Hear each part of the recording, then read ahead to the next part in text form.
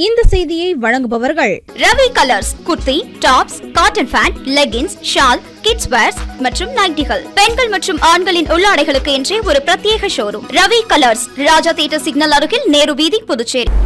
வணக்கம். முக்கிய செய்திகள். பழைய நாணயத்திற்கு அதிக பணம் தருவதாக கூறி வாலிபரை ஏமாற்றிய மர்ம நபர்கள். சைபர் கிரைம் காவல்துறையினர் வழக்கு பதிந்து விசாரணை. கொல்கத்தா பெண் மருத்துவர் கொலை சம்பவத்திற்கு வலுக்கும் எதிர்ப்பு. ஜிப்மர் மருத்துவர்கள் மனித சங்கிலி போராட்டம். புதுச்சேரியில் உள்ள அரசு அலுவலகங்களில் இனி சூரிய மின்சக்தி பயன்படுத்த உத்தரவு. துணைநிலை ஆளுநர் கைலாஷ்நாதன் அதிரடி நடவடிக்கை. புதுச்சேரியில் மருத்துவ ஒழுங்கு சட்டத்தை உடனடியாக அமல்படுத்த வேண்டும். அதிமுக மாநில செயலாளர் அன்பழகன் முதலமைச்சரிடம் மனு. இனி விரிவான செய்திகள்.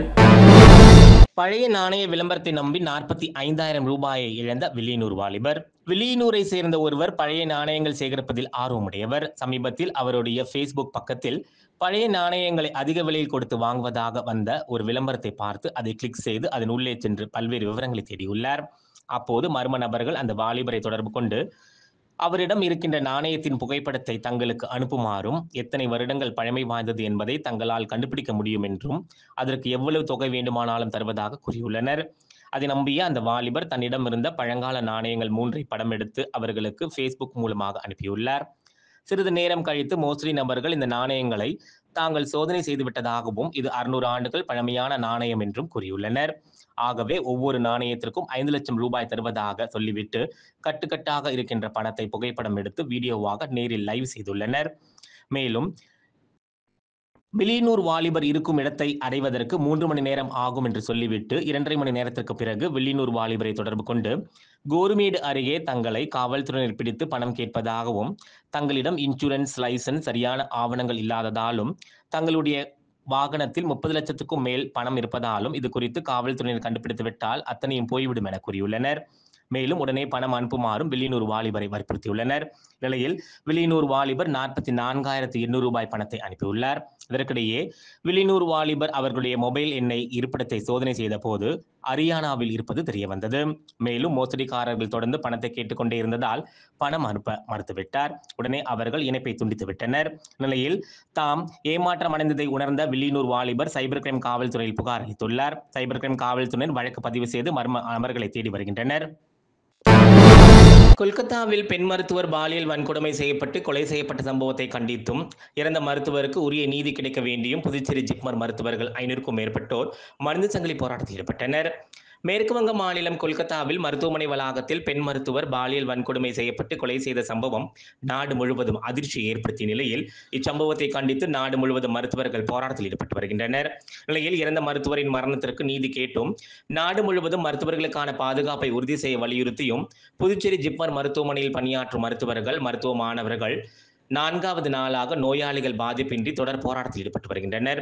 நிலையில் பெண் மருத்துவர் கொலை செய்யப்பட்ட சம்பவத்தை கண்டித்து மாலை உள்ளிருப்பு மருத்துவர்கள், மருத்துவ மாணவர்கள், செவிலியர்கள் மற்றும் ஜிப்மர் ஊழியர் சங்கத்தினர் என 500க்கும் மேற்பட்டோர் புதுச்சேரி மாநில எல்லையான கோரிமேடு முதல் ராஜீவ்காந்தி சிலை வரை சுமார் 2 கிலோமீட்டர் தூரத்திற்கு மனித சங்கிலி போராட்டத்தில் ஈடுபட்டனர். மேலும் பெண் மருத்துவரின் கொலைக்கு நீதி கேட்டும், பாலியல் வன்கொடுமை எதிராகவும் பெண் பாதுகாப்பை வலியுறுத்தி கண்டன கோஷங்கள் எழுப்பினர். புதுச்சேரி அரசு அலுவலகங்களில் சூரிய மின்சக்தியை துவக்க துணைநிலை ஆளுநர் கைலாஷ்நாதன் உத்தரவிட்டுள்ளார். புதுச்சேரி துணைநிலை ஆளுநர் கைலாஷ்நாதன் குஜராத் மாநிலத்தில் முதன்மை தலைமை செயலராக பணிபுரிந்து ஓய்வு பெற்றவர். இந்நிலையில் தான் சமீபத்தில் புதுச்சேரி துணைநிலை ஆளுநராக நியமிக்கப்பட்டுள்ளார். குஜராத்தை பொறுத்தவரை சோலார் மின் உற்பத்தியில் மின்மிகை மாநிலமாக உள்ளது. நாட்டிலேயே புதுப்பிக்கத்தக்க மின் உற்பத்தி திறனில் குஜராத் முன்னிலையில் இருக்க முக்கிய காரணமாக விளங்கியவர் துணைநிலை ஆளுநர் கைலாஷ்நாதன் தான்.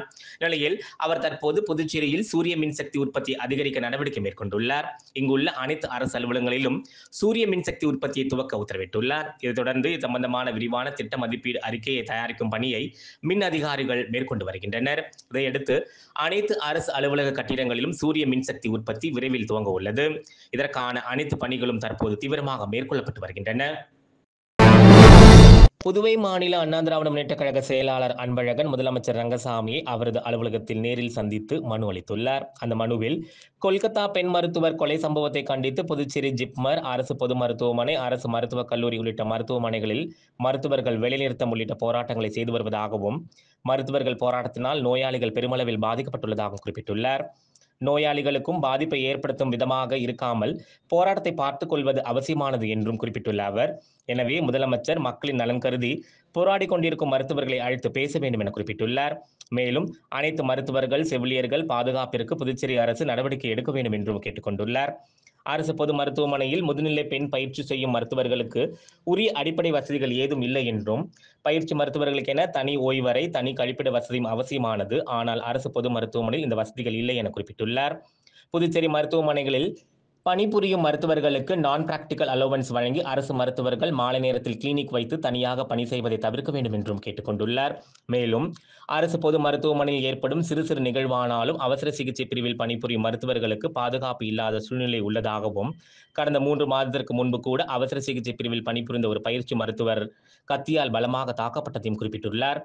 நோயாளிகள் குடும்பத்தை சேர்ந்தவர்கள் அவசர சிகிச்சை பிரிவில் உள்ள மருத்துவர்கள் பல்வேறு ஏச்சுக்களுக்கும் வசப்பாடுகளுக்கும் மிரட்டலுக்கும் ஆளாகப்படுவதாகவும், எனவே கிடப்பில் போடப்பட்டுள்ள மருத்துவ ஒழுங்கு சட்டத்தை அனைத்து அரசு பொது மருத்துவமனைகளிலும் கொண்டு வர வேண்டும் என குறிப்பிட்டுள்ளார்.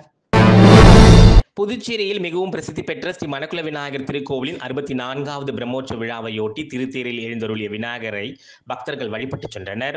புதுச்சேரியில் மிகவும் பிரசித்தி பெற்ற ஸ்ரீ மணக்குள விநாயகர் கோவிலின் பிரம்மோற்சவ விழா ஆண்டுதோறும் வெகு விமர்சையாக கொண்டாடப்பட்டு வருகிறது. அதன்படி 64வது ஆண்டு பிரம்மோற்சவ விழா கடந்த 9ஆம் தேதி கொடியேற்றத்துடன் துவங்கியது. நாள்தோறும் மணக்குள விநாயகர் பல்வேறு வாகனங்களில் எழுந்தருளி பக்தர்களுக்கு காட்சியளித்து வருகிறார். நிலையில் திருத்தேரோட்டம் சிறப்பாக நடைபெற்றது. சிறப்பு அலங்காரம் செய்யப்பட்ட விநாயகருக்கு பல்வேறு தீபாரதங்கள் காண்பிக்கப்பட்டு உட்புறப்பாடுடன் விநாயகர் பெருமான் திருத்தேரில் எழுந்தருளி திருவீதி உலா நடைபெற்றது. திருத்தேரில் பக்தர்கள் பலரும் கலந்து கொண்டு விநாயகர் பெருமானை வழிபட்டு சென்றனர். ஜிப்மரில் வேலைக்கு ஆள் சேர்ப்பதாக வெளியிடப்படும் போலியான விளம்பரங்களை பொதுமக்கள் நம்பாமல் எச்சரிக்கையுடன் இருக்க வேண்டும் என ஜிப்மர் நிர்வாகம் எச்சரித்துள்ளது. இதுகுறித்து ஜிப்மர் இயக்குநர் அலுவலகம் வெளியிட்டுள்ள செய்திக்குறிப்பில், ஜிப்மரின் பெயரில் போலியான ஆள் சேர்ப்பு விளம்பரங்கள், அழைப்பு கடிதங்கள், நியமன கடிதங்கள் வழங்கி விண்ணப்பதாரர்களிடமிருந்து பண மோசடி நடைபெறுவதாக தகவல்கள் வந்துள்ளதாக கூறப்பட்டுள்ளது. ஜிப்மரின் ஆள் சேர்ப்பு முறையானது தனது அதிகாரப்பூர்வ இணையதளத்தில் அறிவிக்கப்பட்டு அதன் பிறகு உள்ளூர், தேசிய பத்திரிகைகள், வேலைவாய்ப்பு செய்திகள் உட்பட அனைத்து ஊடகங்களிலும் விளம்பரப்படுத்தப்படுவதாகவும், மேலும் இதற்கான தேர்வுகள் இணையதளம் மூலம் மட்டுமே நடத்தப்படுவதாகவும் கூறப்பட்டுள்ளது. தேர்வு மற்றும் தகுதியின் அடிப்படையில் மட்டுமே ஆட்சேர்ப்பு நடைபெறுவதாகவும், எனவே இத்தகைய மோசடி நடவடிக்கைகளுக்கு எதிராக பொதுமக்கள் எச்சரிக்கையாக இருக்க வேண்டும் என தெரிவிக்கப்பட்டுள்ளது. ஜிப்மர் ஆள் சேர்ப்பு தகவலின் நம்பகத்தன்மை அறிய விண்ணப்பதாரர்கள் அதிகாரப்பூர்வ இணையதளத்தில் சரிபார்க்கலாம் என குறிப்பிடப்பட்டுள்ளது. தமிழ்நாடு தௌஹீத் ஜமாஅத் புதுச்சேரி மாவட்டம் சார்பாக போதைப்பொருள் எதிர்ப்பு பேரணி நடைபெற்றது. தமிழ்நாடு தௌஹீத் ஜமாஅத் மாநில துணைத் தலைவர் தாவூத் கைசர் தலைமையில் புதுச்சேரி பழைய பேருந்து நிலையத்தில் துவங்கிய பேரணி அண்ணா சாலை, நேரு வீதி, மிஷன் வீதி வழியாக சென்றது.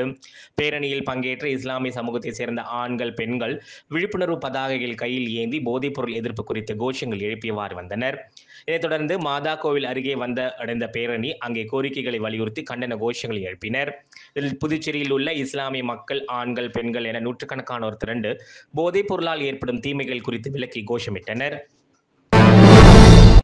தமிழ்நாடு அனைத்து கல்யாண மண்டப உரிமையாளர் சங்கம் மற்றும் புதுச்சேரி திருமண மண்டப உரிமையாளர் நலச்சங்கம் இணைந்து நடத்திய தென்னிந்திய திருமண மண்டப உரிமையாளர் நலச்சங்க தொடக்க விழா புதுச்சேரி மகாத்மா காந்தி சாலையில் உள்ள தனியார் உணவகத்தில் நடைபெற்றது.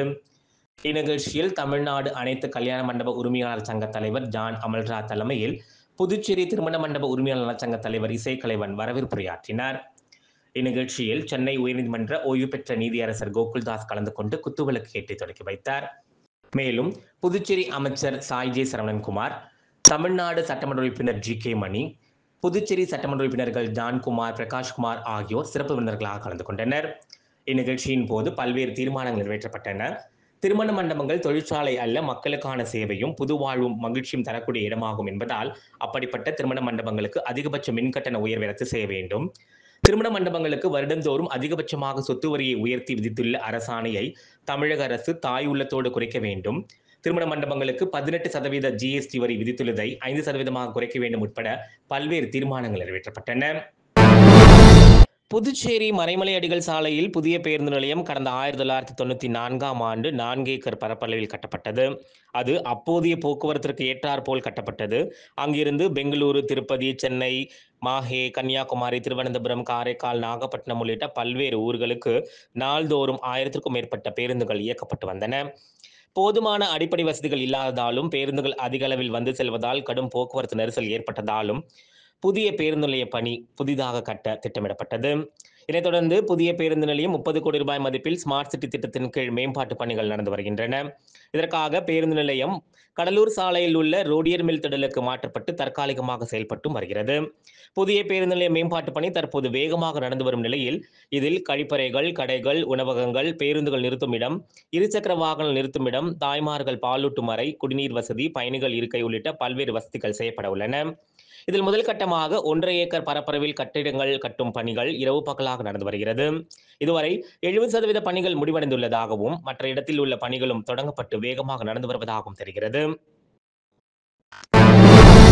புதுச்சேரி பாரதி பூங்காவில் 50 ஆண்டுகளுக்கு மேலான பழமை வாய்ந்த செயற்கை நீரூற்று குளத்தினை புதுப்பிக்கும் பணியில் தேசிய கட்டுமான கழகம் ஈடுபட்டுள்ளது. புதுச்சேரி சட்டசபை மற்றும் ஆளுநர் மாளிகை எதிரே உள்ள பாரதி பூங்கா 3 ஏக்கர் பரப்பளவில் 500க்கும் மேற்பட்ட மரங்களுடன் சுற்றுலா பயணிகளை கவரும் வகையில் அமைந்துள்ளது. இந்த பூங்கா 1940 வரை பிரெஞ்சு காவல்துறையினரின் அணிவகுப்பு மைதானமாக பயன்படுத்தப்பட்டது. புதுச்சேரி அரசு 1954க்கு பிறகு இப்பகுதியை முழுமையாக பூங்காவாக மாற்றியது. அதைத் தொடர்ந்து சில ஆண்டுகளுக்கு பிறகு பூங்காவின் உட்பகுதியில் 20 மீட்டர் நீளம், 8 மீட்டர் அகலம், 1 மீட்டர் ஆழம் கொண்ட குளம் மற்றும் 5 அடி உயரமுள்ள பெண் சிலை கையில் உள்ள குடத்தில் இருந்து நீர் கொட்டும் வகையில் செயற்கை நீரூற்று குளம் ஒன்று பூங்காவிற்கு வருபவர்களை கவரும் வகையில் அமைக்கப்பட்டது. பல ஆண்டுகளாக பயன்பாட்டில் இருந்த இந்த செயற்கை நீரூற்று போதிய பராமரிப்பின்றி பொலிவிழுந்து சிதிலமடைந்த நிலையில் 10 ஆண்டுகளாக இருந்து வருகிறது. தற்போது புதுச்சேரியில் ஸ்மார்ட் சிட்டி திட்டத்தின் கீழ் பணிகள் செய்து வரும் தேசிய கட்டுமான கழகத்திடம் புதுச்சேரி ஸ்மார்ட் சிட்டி திட்ட அதிகாரிகள் நீரூற்றை புதுப்பித்து தர கோரிக்கை எடுத்து தேசிய கட்டுமான கழகம் தனது சொந்த செலவில் செயற்கை நீரூற்று பூங்காவை முழுமையாக புதுப்பிக்கும் பணியில் ஈடுபட்டு வருகிறது. இதற்காக குளத்தில் நவீன டைல்ஸ்கள் பதிக்கப்பட்டு வண்ண விளக்குகள் நீரூற்றின் போது ஒளி வீசும் வகையில் பொருத்தப்பட்டு வருகிறது. விரைவில் குளம் பயன்பாட்டிற்கு வர உள்ளது குறிப்பிடத்தக்கது. இனி புதுவையில் இன்றைய தங்கம் மற்றும் வெள்ளி நிலவரத்தை காணலாம்.